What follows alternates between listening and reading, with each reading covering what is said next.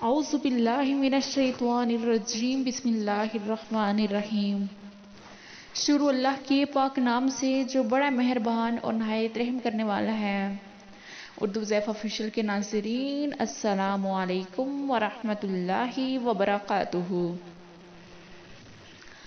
آج میں آپ کو نماز تہجد، نماز اشراق اور نماز چاشت کے پڑھنے کی فضیلت اور طریقہ بتاؤں گی۔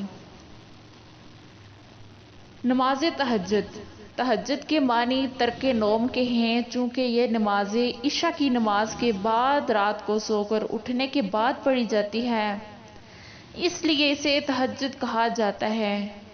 نماز پنجگانہ کے بعد عبادات میں نماز تہجد کو بہت بڑی فضیلت حاصل ہے۔ اس کے متعلق نبی کریم صلی اللہ علیہ وآلہ وسلم نے ارشاد فرمایا کہ نماز تہجد پڑھو، کیونکہ یہ نماز تم سے پہلے صالحین کا طریقہ کار تھا۔ رات کا قیام قرب خداوندی کا ذریعہ ہے، کیونکہ اس سے برائیاں ختم ہو جاتی ہیں اور گناہ مٹ جاتے ہیں۔ اس کی کم از کم 2 رکعتیں اور زیادہ سے زیادہ 12 رکعت ہیں۔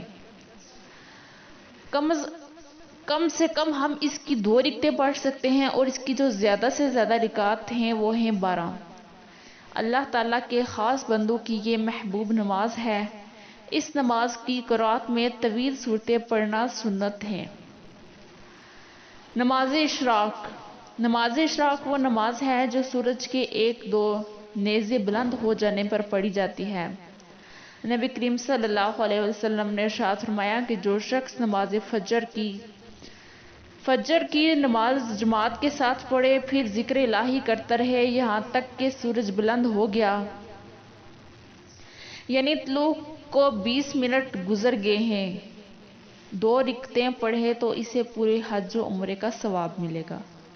اس کی 2 رکعتیں ہیں، لہٰذا یہ نماز پڑھنے کی ہر ممکن کوشش کرنی چاہیے، کیونکہ اس نماز کی بڑی فضیلت ہے۔